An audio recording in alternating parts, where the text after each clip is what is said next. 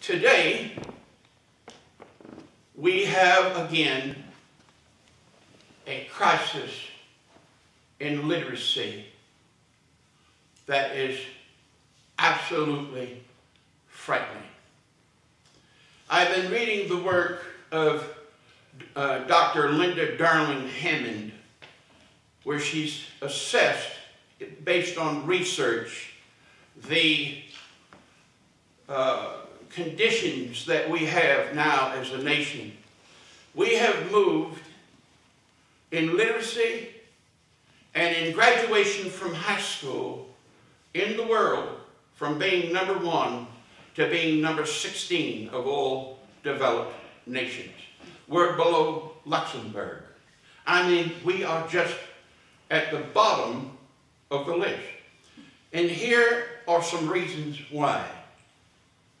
First of all, in the United States, we have people who immigrate to this nation at the rate of 9 million a year. I'm talking about legally documented, legally, appropriately here, citizens who do not speak the English language. And schools, when they are given these challenges, like, for example, even in our own state. I mean, before you say, thank God this is Maine, in our own state, for example, in Lewiston, with a huge Somalian population, or in Portland, where there are 20+ languages represented in the public school system, our testing culture has insisted that these students, whether or not they can read the test, take the test, and of course what happens? The scores go right through the bottom. We have such a rate of inequality in funding public education today. If you live in a good district, in a wealthy district, the likelihood is that you will get a good public education.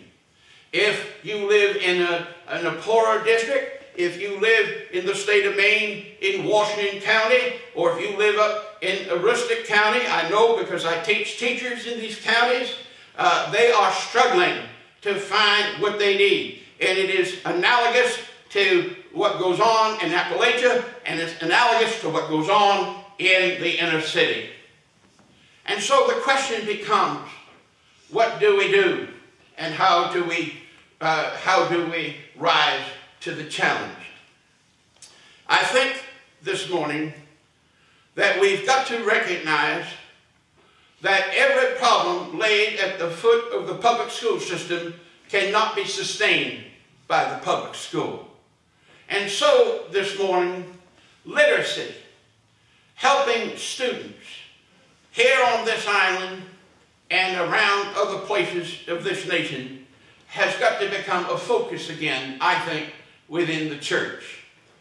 Whether it's after-school tutoring programs, whether it is volunteering for literacy, whether it is reading, or whatever it is that we can do, we've got to recognize that in order to be able to compete and work in this economy, we have got to be able to do this. And I believe the church can rise to the occasion. We have done so before in our history of the Christian church, and we can do so again. At this point, literacy is at an alarming low rate.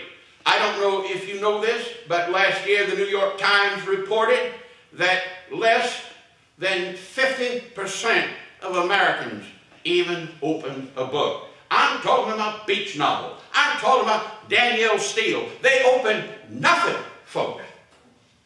And I want you to know that, as Lawrence Kohlberg said in his research at Harvard, students and children do what they see, not what they are told. And so how we impact this is a large question. I can't possibly even begin to come up with a list of suggestions this morning, but I want you to be aware of it. Just this week in the Christian Science Monitor, it was reported that now high school graduation rates around the United States have fallen below 70%. And so we've got a challenge in front of us this morning. We want to be involved. We want our kids to be successful. We've got to look at the question, how do we help? What do we do? And what is the plan? Literacy and democracy, the right to make choices for one's own destiny and self-determination, is critical. We live in a culture where we are greatly challenged. The rate of knowledge, according to the research that Dr. Hammond has done, blew my mind when I read it this week. In 2002, the increase of knowledge in 2002, in 1 year, was 500,000 times the content of the printed collection of the Library of Congress. New information in the world, 500,000 times the information in the Library of Congress in 1 year.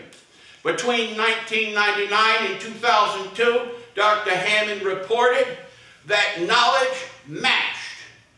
Between 1999 and 2002, knowledge matched all of the accumulation of knowledge in the history of the world in those 3 years.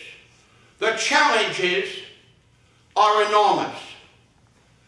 It was Einstein who said that doing the same thing over and over again and expecting different results are insane. And so this morning, our children are preparing for a future and a work that we don't even know what that looks like. And teaching them to be critical thinkers. Teaching them the importance of reading and thinking and synthesizing and being able to research and to critically analyze and not just take it as fact because they find it on a computer or they find it in a book or they hear it on television. Teaching our students to critically reason and think is fundamental to the nation. And Dr. Hammond said in her book, and I regret having to report this, but it's true, she said if we do not deal with the literacy catastrophe that is within our nation, the United States will reenact the fall of the Roman Empire. And she's not a fluke. There are many people who are talking about this all over the nation. She's on the faculty of Stanford. She was Barack Obama's education advisor during the presidential campaign, and she was his second choice for Secretary of Education. I wished he picked her, but I didn't have a vote on that. My challenge to us this morning is to understand that funding and supporting our kids and getting them ready for a future that we do not even know how to anticipate is critical.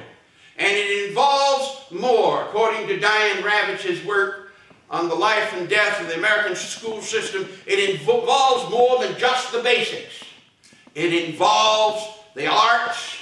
It involves both the right side of the brain and the left side of the brain, and we must integrate that. So the challenges before us are enormous. But I'm confident this morning that as we prayerfully begin to look at where, when you look at the problem, it's enormous, but I want to chunk it down to what can we do here? How can we be helpful on this island? And when we begin with our younger children, early intervention works. Jesus was literate. The history of the church, the Methodist church took leadership in literacy. That's a historical fact. And I'm saying, I'm hearing a call again. There's a need to address this. Let's prayerfully consider how we can make a difference with our families, with our children, with our schools, and thereby with our world.